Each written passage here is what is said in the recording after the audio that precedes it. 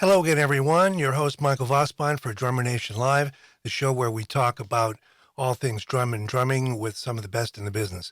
Today is no exception in that I have for you the legendary educator and funk drummer, pioneer, innovator, David Garibaldi. Now, this is an interview I've edited, cleaned up a bit, and the reason I wanted to do that, we did this like 4 years ago, but the audio was terrible because we were in a high-rise in Atlanta in the middle of the summer. The AC was cranking in a hotel room, and I didn't know how to get rid of the hiss. I still don't know how to do it very well, but I've cleaned it up quite a bit, and I thought it would be fair to David to get this out the way it should be. And to a little clarification, David had a horrible, horrible accident some years prior to that with a train and almost died. So a lot of people were really supportive and wishing him the best, and he did very well. And this was right soon thereafter when he was back on the road with Tower of Power. So you'll hear us address that. We'll talk about the Bay Area influence on him in the Oakland area as coming up as a drummer and some of the hallmarks of his style. So stick with us. We'll be right back with the show.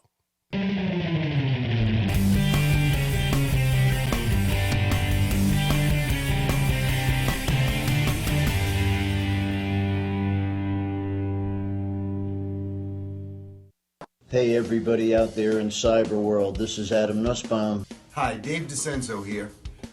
Hi, Bermuda Schwartz here. Hey everyone, Stanton Moore here. Hey guys, Johnson Pesta here. Hey everybody, this is John J.R. Robinson. Hi, Todd Zuckerman here for the Drum Center of Portsmouth. They're knowledgeable, they'll be able to help you and guide you and make the right choices for you and the music that you play. From Wingnut to Wuhan, these chaps know what they're talking about. Highly recommended. But what do I know? I'm a drummer.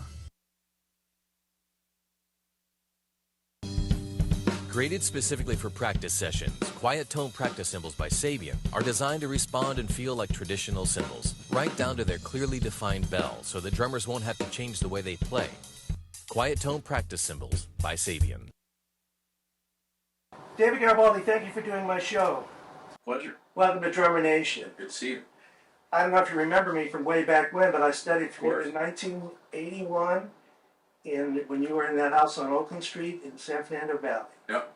And you laid out some things for me that changed my life, man. Uh-oh. In terms of the textures and timbres, and we'll get into some of the details of it. But before that, let me ask you, well, the thing I have to ask you is about your accident and your recovery. Because so many people were so worried and upset, and so many people prayed for you. And it's so good, I speak on behalf of everybody, to see you back playing and on tour with Tower. Yeah, people were very nice. I mean, when it happened, I got loads of text messages and phone calls and all this stuff. It was really overwhelming. I mean, even, now when people I meet say, we're praying for you and all that stuff, so I have no doubt that I'm sitting here talking to you because of that. So, it's all good. Well, you've always had a strong faith.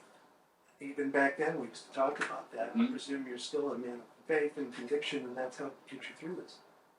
It did. It absolutely did. You learn a few things. Mortality is one. Well, you just learn to be thankful for life. It's precious. I mean, things happen in an instant, as happened to us. And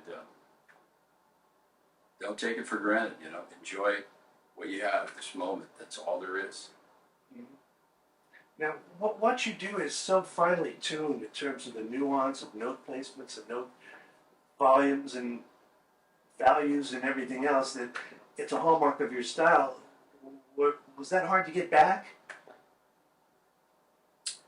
Well, kind of yes and no. I mean, there were some things that happened that I wasn't prepared for, kind of, little coordination glitches and things, because I had a pretty serious concussion. But, you work through all those things, and, it was embarrassing at first. Nobody noticed it, and, some of the guys, they were all really cool, nobody said anything. They were just glad I was back. I was glad I was back. And then I just decided that I wasn't going to be concerned about it. I was just going to deal with it, whatever came up. So I was no longer embarrassed by it. No, it just didn't become an issue. I just began working on things and finding different ways to do things. Getting informed about how the brain heals itself. Just learning about what happened to me. And that's been really great, really powerful to help me quite a bit. Help me focus a lot more. That's for sure. Well, we're all delighted you're back. Let's talk about some of the early day stuff. You came up in the late '60s in Oakland. Came of age as a musician then. With Tower Power by like 1970 or something, I'm guessing. Yeah, July 23rd, actually. And what I'm wondering is, usually when bands emerge from certain environments, they're not the only people playing in that style. There's a lot of, Right. there was an undercurrent of stuff happening in Oakland at the time. Well, the Bay Area was at that time was pretty electric place musically. I mean, there were so many things going on creatively, all different styles of music. So, you could go out and hear all this great music of different kinds, all the time, and people doing really unique, original music. It was just great. And then there was the Fillmore, so Bill Graham, was kind of educating young people about music, and he put together all these different shows, different things, different styles of music on one show, and kind of educated the public about music, especially like young people. And so growing up, there was always lots of music of different kinds that I was hearing, and I also always liked that. I always liked the diversity of music. I always liked blending of things together. I mean, we were doing that. It became called fusion.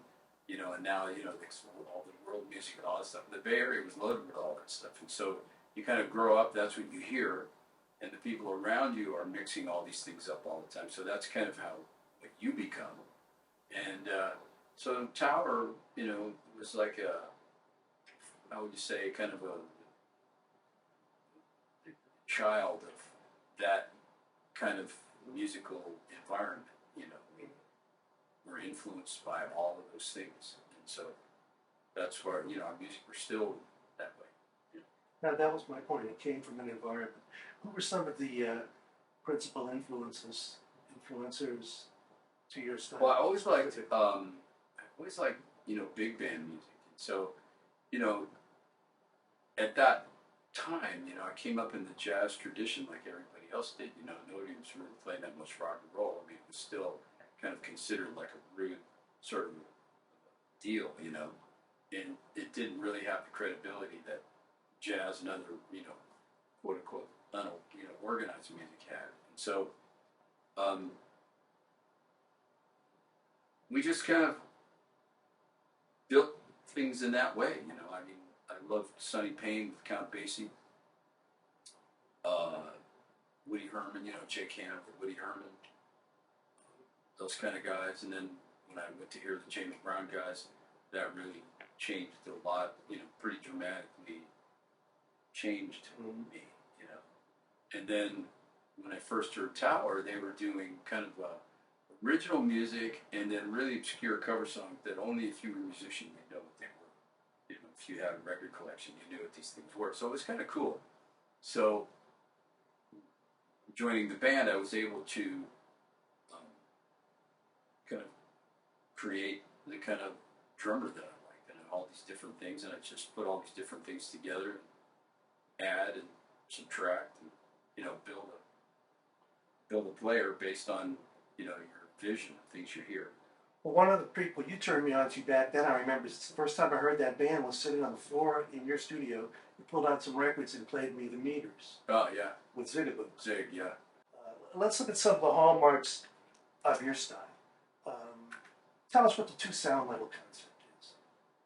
Well, I mean, I got that from listening to the James Brown guys. They would have accented notes and then all this unaccented notes that kind of blended in, and it sounded like somebody had a little shaker and they were playing this shaker that was creating, like a flow and texture within the beat itself. And then, Zig was like that, and then Purdy was probably the most sophisticated with that at the time. And so it was just a kind of a way to play grooves that, now I guess Earl, what's his name? Palmer. Earl Palmer started that in New Orleans, taking the beats that were normally done by separate components and kind of put them together on the drum set. So he kind of started doing that stuff, and then, you know, guys like Zig and the other New Orleans drummers, they were, you know, picked up on all that stuff. You know. How about the linear patterns? What does linear drumming mean? Linear was, as far as I know, linear was a term that Gary Chafee used to describe that kind of playing. And so the way that I played was like notes were layered on top of one another. One voice played a rhythm, the other voice plays another rhythm, you know, and they kind of intersect, and it points are by themselves, but then they also intersect. You know. So when I met Gary, we were playing in Boston at this place called Katie's in Boston. It was a pretty popular club there. And Gary came down. Actually, no, Gary didn't come down. It was a bunch of his students. Casey Sherrill, who now teaches at Berkeley, but he was at Gino Vanelli and all kind of other folks. And some other great drummers that came down, and they were students at Berkeley. And so they took me to meet Gary and Alan Dawson. And so when I met Gary, he got really kind of turned on by the kind of playing that I was doing. And so one thing we did, he took me to play with the faculty ensembles. I think it was Gary Burton and Pat Metheny, Dave Samuels. It was Dave Samuels. And, you know, they had this faculty ensemble. We were in a classroom, and he had me just play along with him so that they could kind of see and feel what I was doing, you know. And it was we just jammed a little bit. It was, you know, and then talked. So it was really fun, you know. And then when Gary started getting into that kind of playing, he decided that for him, the way he put it all together was that it was more linear than layered. Linear being, you know, a one line, like a flute, you know, instruments that don't play chords or linear instruments. Right? Mm-hmm. And so for him, it was all about creating a line. And so he was the first guy really that developed that term and kind of that, I think, you know, that style, really. So in your playing, you had two sound level concept, the linear thing, yes. The layers, yes. But you also had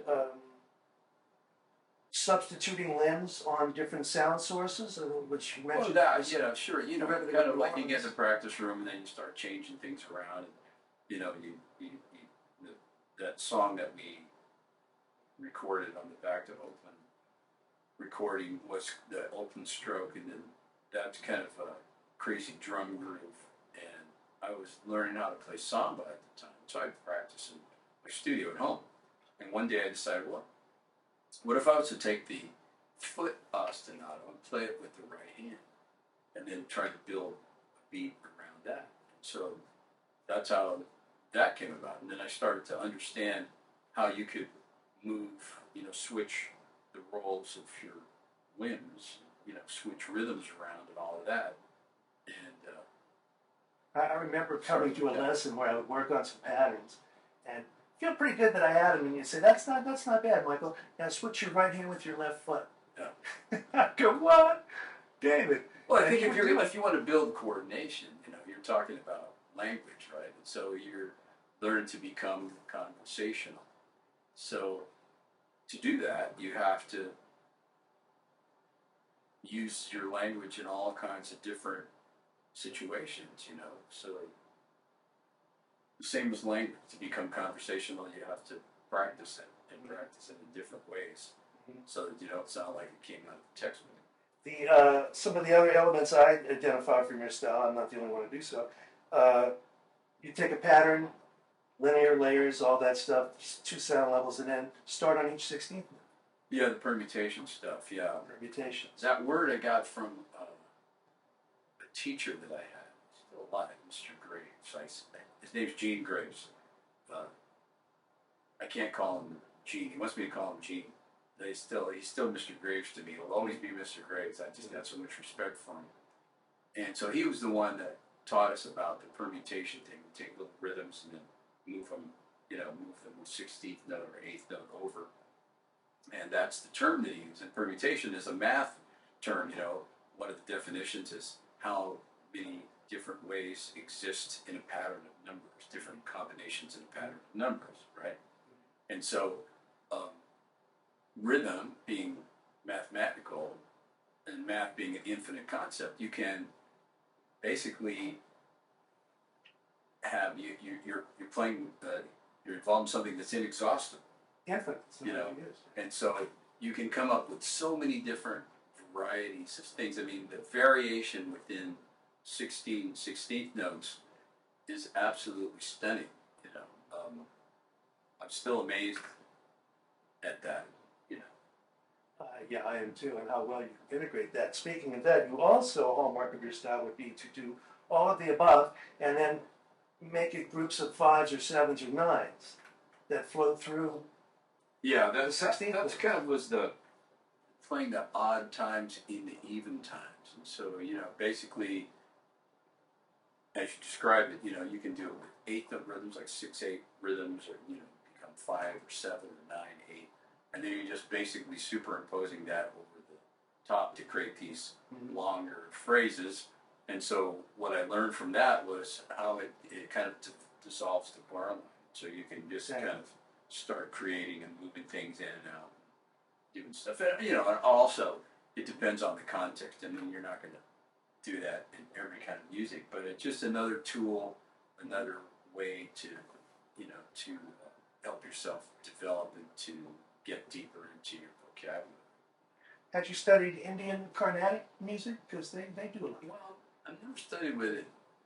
Well, just the things that I learned from Gary's books, who studied, those things, Gary Chafee. And then I was in a band with Zakir Hussain for a couple of years and with Mickey Hart. And that was pretty cool. And, being around him, he's always teaching and he's always very pleasant and was music all the time, drumming all the time. And so what I learned from him was kind of the commitment to an art, and so he has this title, Ustad, U-S-T-A-D, Ustad Zakir Hussain, which means master. And so I said, well, how did you get this? And he said, oh, Ravi Shankar gave it to me on a concert. So it's only bestowed upon you, right, by another master, right? And so I thought that was pretty cool. Then another day and I can't remember the exact date, but there was a day in India where students celebrate their teachers.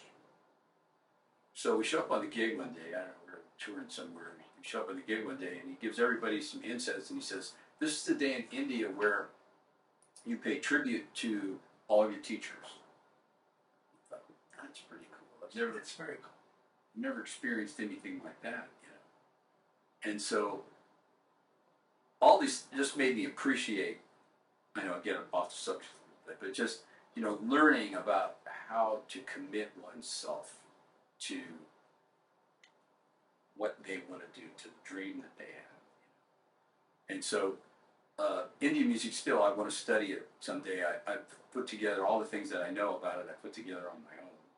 And, so Steve Smith is a good pal of mine, so he's really into that.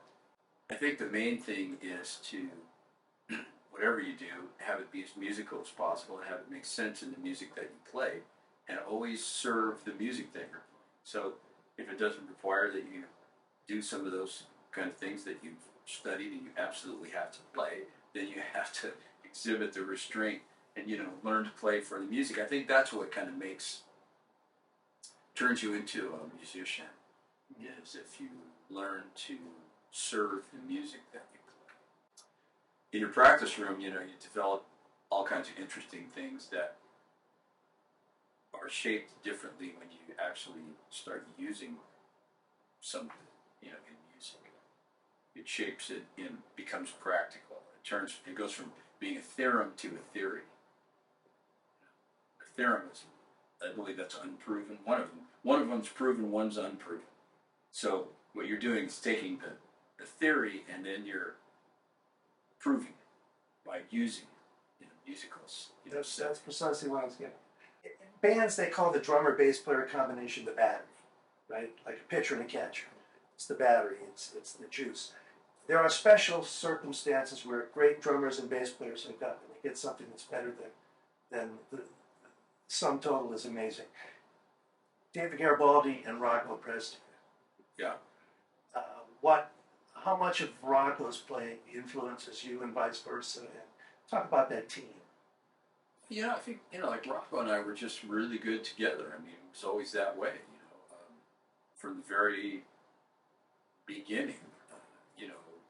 Rocco had a really unique ability to play with the drummer. He was like a radar. And he had a real keen kind of sense of how to play real intuitively. And, he'd hear long notes, he'd play long notes. When he'd hear short notes, he'd play short notes. And that kind of stuff. So he was, he didn't have like not a lot of knowledge. He really didn't know what he was doing.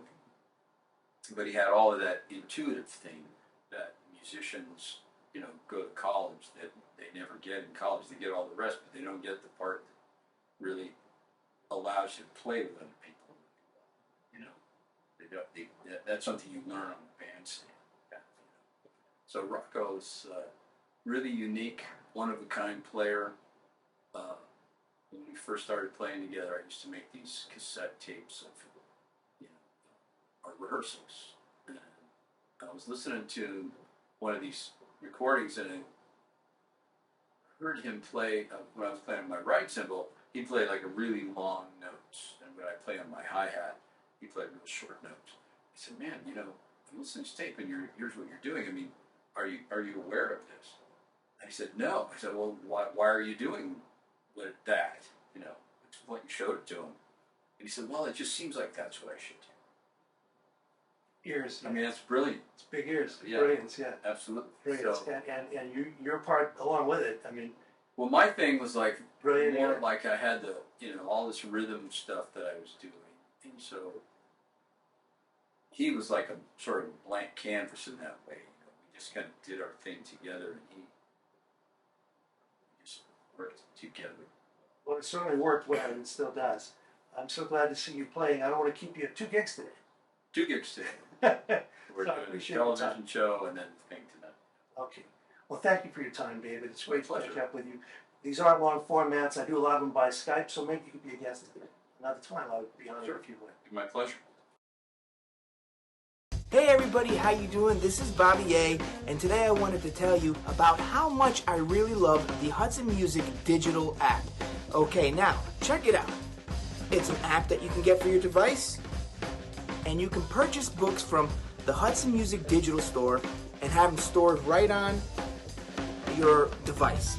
The great thing about it is you always have it with you, and any content that might be video related or music related is right there at your fingertips. It's a wonderful resource.